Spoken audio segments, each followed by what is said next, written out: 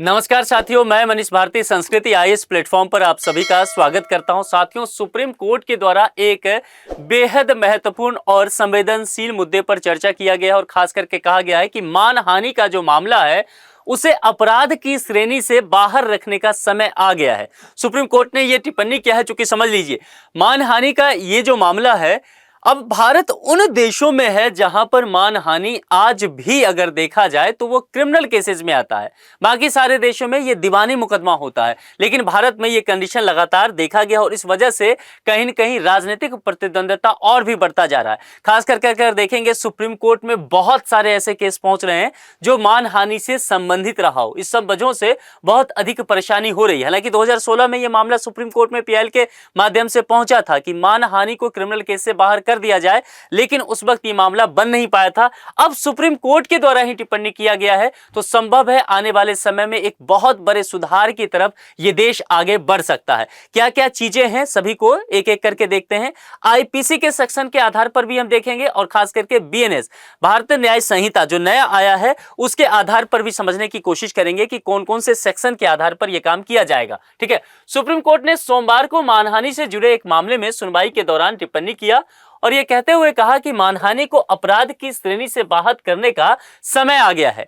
यानी कि वक्त के साथ हमारा समाज इतना डेवलप हो चुका है कि हम मानहानि को अब अपराध की श्रेणी से बाहर कर सकते हैं। नहीं तो कोई भी व्यक्ति ये कहता है कि भाई अमुक व्यक्ति ने हमारा मानहानि किया, इस पर इसीलिए ये आपराधिक मुकदमा चलना चाहिए और इससे समस्या जो है वह सामाजिक तौर पर जटिल हो जाता है। दरअसल कोर्ट ने जेएनयू के पूर्व प्रोफेसर अमिता सिंह द्वारा ऑनलाइन समाचार पोर्टल है द वायर, उसके खिलाफ दाखिल किए गए मानहानि के मामले से संबंधित एक जो पीआईएल था उस पर सुनवाई करते हुए ये टिप्पणी किया। इसके साथ ही कोर्ट ने याचिका पर नोटिस जारी करते हुए निचली अदालत से जारी समन पर भी अंतरिम रोक लगा दिया है। अब मामला समझ लीजिए, तो जाहिर सी बात है कि यहां पर कोशिश किया जा रहा है कि किस तरह से कि केस को कांग्रेस के वरिष्ठ नेता जो राहुल गांधी पर भी यह मामला चूंकि चला था, इसके साथ सुनवाई के लिए संलग्न करने का भी आदेश दिया गया है।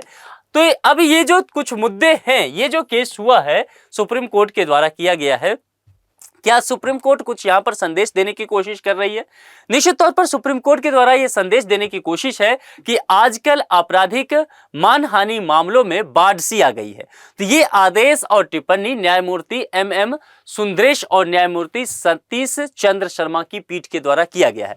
अब यहां पर निश्चित तौर पर सुप्रीम कोर्ट जो है इन बातों को लेकर के संकेत देना चाह रही है कि आने वाले समय में इसमें परिवर्तन देखने को मिल सकता है। याचिकाकर्ता की ओर से कपिल सिब्बल पेश हुए। देखिए, सोमवार को याचिकाकर्ता संस्था की ओर से वरिष्ठ वकील कपिल सिब्बल पेश हुए। सिब्बल ने आपराधिक मानहानि के मामले में कांग्रेस के वरिष्ठ नेता राहुल गांधी के लंबित केसों का भी जिक्र किया, जिसमें राहुल गांधी ने विभिन्न व्यक्तियों द्वारा दाखिल आपराधिक मानहानि के मुकदमों में जारी समन के खिलाफ याचिकाएं दायर कर रखी हैं।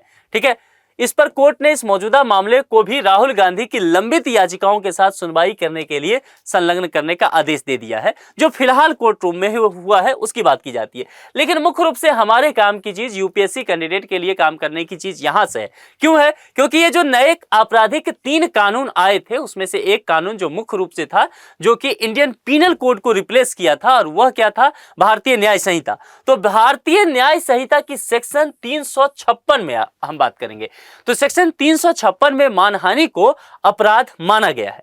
हालांकि उस वक्त यह बात किया गया था कि संभव है कि आईपीसी को यहां पर प्रतिस्थापित किया जा रहा है बीएनएस से, तो संभव है कि यहां पर जो सेक्शन 499 हुआ करता था आईपीसी में, वो मानहानि का मामला हुआ करता था, उसको रिप्लेस कर दे या गवर्नमेंट हटा ही दे।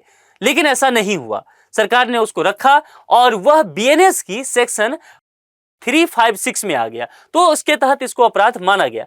भारत उन कुछ गिने चुने देशों में है जहां पर मानहानि को आज भी क्रिमिनल अपराध के तौर पर देखा जा रहा है। वैसे ज्यादातर देशों में मानहानि के खिलाफ दीवानी मुकदमा ही चलता है। सुप्रीम कोर्ट में करीब 1 दशक पहले, जो कि मैंने पहले भी कहा कि 2016 में आईपीसी की धारा 499 की वैधता को बरकरार रखा था, क्योंकि उस वक्त भी पीआईएल गया था 2016 में और कहा गया था कि उस वक्त चूंकि बीएनएस नहीं हुआ करता था, उस वक्त क्या था? आईपीसी था। तो आईपीसी का सेक्शन 499 के तहत यह मामला आता है और अब जो है बीएनएस के सेक्शन 356 के तहत आता है। तो उस वक्त कहा गया कि इसको खत्म कर दिया जाए, है ना, क्रिमिनल अपराध के तौर पर ना रखा जाए, लेकिन उस वक्त सुप्रीम कोर्ट ही इसकी वैधता को बरकरार रखी थी।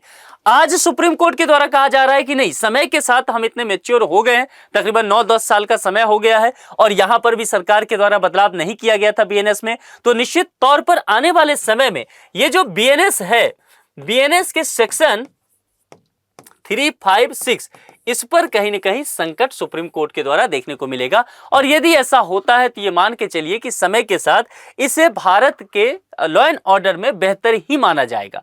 देखिए, द वायर में एक लेख छपा था, ये मामला उससे संबंधित है। उस मामले में भाजपा के नेता सुब्रमण्यम स्वामी, आम आदमी पार्टी के नेता अरविंद केजरीवाल और कांग्रेस नेता जो है राहुल गांधी, इन्होंने सुप्रीम कोर्ट में याचिका दाखिल कर आईपीसी की धारा 499 की वैधानिकता को ही चुनौती दिया था। जो बात की गई थी उसमें मांग की गई थी कि मानहानि को क्रिमिनल अपराध नहीं माना जाए, लेकिन आपको मैंने पहले ही बताया कि सुप्रीम कोर्ट इस बात को नहीं लेकर के मानी और जो वायर का सुप्रीम कोर्ट पहुंचा वह जेएनयू पर तैयार किए गए एक निश्चित डोजियर के बारे में द वायर में छपे लेख से संबंधित है। अब यहां पर देखना होगा कि सुप्रीम कोर्ट क्या अगला मूव लेती है, क्योंकि अगर यहां पर सुप्रीम कोर्ट यहीं पर बीएनएस को लेकर के चर्चा कर लेती है, क्योंकि अब आईपीसी का मामला तो 2016 में ही खारिज कर दिया था, तो हो सकता है कि आपको अगले कुछ दिनों में यह देखने को मिल जाए कि यह मामला जो है क्रिमिनल केस नहीं रह जाएगा मानहानि का। और निश्चित तौर पर ऐसा होता है तो चूंकि आप देखिए ज्यादातर नाम क्या थे, वो ज्यादातर पॉलिटिकल नेम है, तो कहा जाता है कि ये जो मानहानि का मुद्दा ही है ना, दरअसल ये राजनीति से संबंधित हो गया है। हर दूसरा व्यक्ति मानहानि के इशू को लेकर के कोर्ट में पहुंच जाता है और क्रिमिनल केस के तौर पर देखता है। इस वजह से भारत की अदालत में पहले से ही केस का भंडार है और उसमें वृद्धि होता जाता है, तो निश्चित तौर पे कामकाज में भी बहुत परेशानी होता है। और कम से कम क्रिमिनल केस आज के समय तो नहीं होना चाहिए, आप दीवानी मुकदमा के तौर पर उसे चलाइए, वो काफी है। तो यहाँ पर सुप्रीम कोर्ट का टिप्पणी निश्चित तौर पर आने वाले समय में मानहानि के केस की क्या स्थिति रहने वाली है उसका निश्चित तौर पर भविष्य निर्माण करने वाला है। तो हमें यह देखना होगा कि आने वाले समय में क्या होता है। यदि ऐसा होता है तो निश्चित तौर पर भारत के लिए बहुत बेहतर होगा।